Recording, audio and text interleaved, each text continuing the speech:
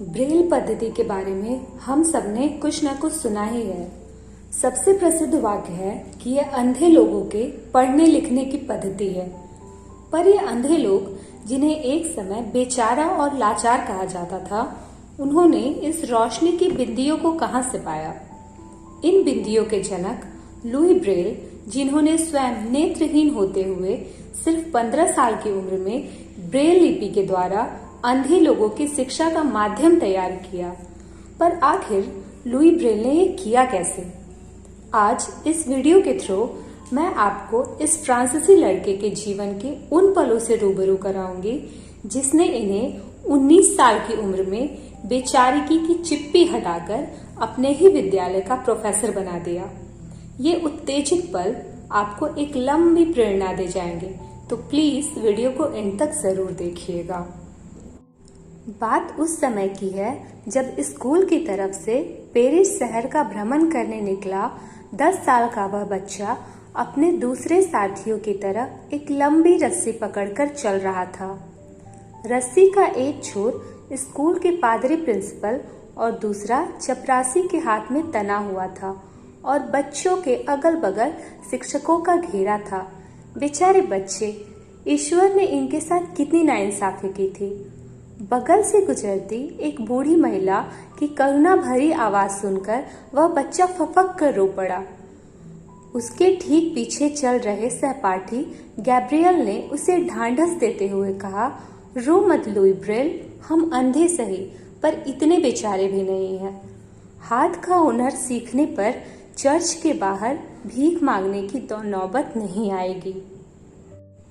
यह बात आज से लगभग 2 शताब्दी पुरानी है, जब नेत्रहीन होने का मतलब जानवरों की तरह हल या गाड़ी में जुतना अथवा भिखारी की जिंदगी बिताना होता था। यही दुर्भाग्य फ्रांस के छोटे से कस्बे कुपरे में रहने वाले नन्हे लुई ब्रेल पर टूटा था। दरअसल 3 साल की उम्र में पिता साइमन ब्रेल के चमड़े के कारखाने में खेलते हुए लुई की आंखों में सूजा घुस गया था। दोनों आंखों में फैले संक्रमण से उसकी देखने की क्षमता जाती रही। छड़ी से रास्ता टटोलते हुए नन्हा लुई चर्च में जाकर बैठता और बूढ़े पादरी से तमाम किस्से सुनता। पादरी की सिफारिश पर उसे कस्बे के स्कूल में दाखिला भी मिल गया था, लेकिन जब हाजिरी के बाद शिक्षकों ने बच्चों से कहा, कविता की किताब का पन्ना नंबर 4 खोलो और सब साथ में पढ़ना शुरू करो, तो लुई का दिल बैठ गया। वह पन्ने पर उंगलियां फिरा रहा था, लेकिन वहां उसे अपने आंसुओं के सिवा और कुछ भी ना मिला। परिवार और पादरी की कोशिशें रंग लाईं और काफी मुश्किलों के बाद लुई को फ्रांस के इकलौते अंध विद्यालय में दाखिला मिला। Royal institute for the blind नाम का यह स्कूल राजधानी पेरिस में था। लगभग 100 बच्चों के साथ वह स्कूल की वर्कशॉप में बुनाई और चमड़ा सीने का काम सीखने लगा। तेजी से हाथ का हुनर सीखने के बावजूद उसका मन उदास रहता था। वह पढ़ना चाहता था, उस स्कूल के बच्चों की तरह जहां उसके आंसुओं ने किताबों की स्याही को धुंधला कर दिया था। ऐसा नहीं था कि तब तक नेत्रहीनों के लिए पुस्तकें बनने की कोशिशें नहीं हुई थी, पर वे इतने बेढब प्रयास थे कि उनका होना या ना होना बराबर ही था। तब लकड़ी के बड़े गुटकों, मोम आदि से मोटे मोटे अक्षर बनाए जाते थे। नतीजतन किताब के एक पन्ने पर बमुश्किल 3-4 शब्द आ पाते थे।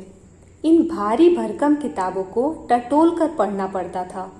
बी, आर और पी में फर्क समझना मुश्किल होता था, और सबसे बड़ी बात, इनका अधिक संख्या में प्रकाशन लगभग असंभव था। होता भी तो बेचारे कहलाने वाले नेत्रहीनों के लिए इतना सरदर्द कौन मोल लेता। पर लुई ब्रेल किसी और ही मिट्टी का बना हुआ था। एक दिन चमड़े पर काम करते हुए उसने सूजे से कुछ छेद बनाए। इन छेदों का एक खास पैटर्न था। दरअसल लुई ने यह पैटर्न एक खुफिया फौजी लिपि से प्रेरित होकर बनाना शुरू किया था। इस पद्धति में फौजियों को रात के अंधेरे में छूकर पढ़ सकने के लिए उभरे हुए संकेतों का प्रयोग होता था। प्रत्येक शब्द के लिए कागज की पट्टी पर उभरा संकेत होता था, जो पढ़े लिखे फौजियों के लिए तो ठीक था, पर उन नेत्रहीनों के लिए बेमतलब ही था जिन्होंने अक्षर ज्ञान तक प्राप्त नहीं किया हो। तो उस दिन चमड़े में सूजे से छेद करते हुए लुई के दिमाग में एक साधारण सा विचार आया, जो दुनिया भर के नेत्रहीनों के जीवन में असाधारण क्रांति लाने वाला था। उसने सोचा कि अगर वर्णमाला के अलग अलग अक्षरों के लिए अलग अलग उभरे बिंदु संकेत बनाए जा सके, तो हर शब्द के लिए संकेत की जटिल प्रणाली समाप्त हो जाएगी। सामान्य बच्चों की तरह नेत्रहीन भी इन अक्षरों को जोड़कर पाठ पढ़ सकेंगे।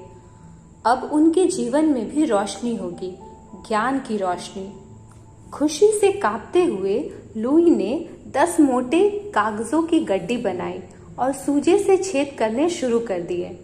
बात ही बात में वर्णमाला के बिंदु के संकेतकों की 10 प्रतियां तैयार हो गईं और शाम तक इनकी संख्या 100 तक पहुंच गई।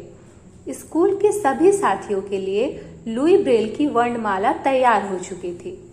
जिस सूजे ने कभी उनकी आंखों की रोशनी छीन ली थी, अब वही ब्रेल लिपि के रूप में दुनिया भर के नेत्रहीनों के जीवन में प्रकाश का उपकरण साबित हो रहा था। 15 साल के उस लड़के ने अपने जीवन में वह चमत्कार कर दिया था कि मात्र 19 वर्ष की उम्र में उसे अपने ही स्कूल के शिक्षक बनने का सम्मान मिला। ब्रेल लिपि की वजह से नेत्रहीन न केवल पढ़ने बल्कि लिख सकने में भी सक्षम हो सके। 6 जनवरी 1852 को शरीर त्यागने वाले उस अनूठे आविष्कारक की 100वीं पुण्यतिथि पर फ्रांस में एक ऐतिहासिक जुलूस निकला। इसमें विश्व के कई देशों के राष्ट्राध्यक्षों सहित दुनिया भर से आए लाखों नेत्रहीन शामिल थे। होते भी क्यों ना, यह उस महान ब्रेल को उनकी श्रद्धांजलि थी जिसने उनके जीवन से बेचारगी की चिप्पी उखाड़ फेंकी थी। लुई ब्रेल की 200वीं जन्म शताब्दी पर वर्ष 2009 में दुनिया भर में विशेष प्रकार के सिक्के जारी किए गए थे। दोस्तों, आशा है कि इस रोशनी की बिंदियों की कहानी ने आपको एक बड़ी प्रेरणा दी होगी।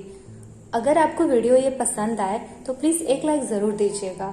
अगर चैनल में नए हैं तो सब्सक्राइब कर लीजिएगा, ताकि ऐसी इंटरेस्टिंग वीडियो आपको हमेशा मिलते रहे।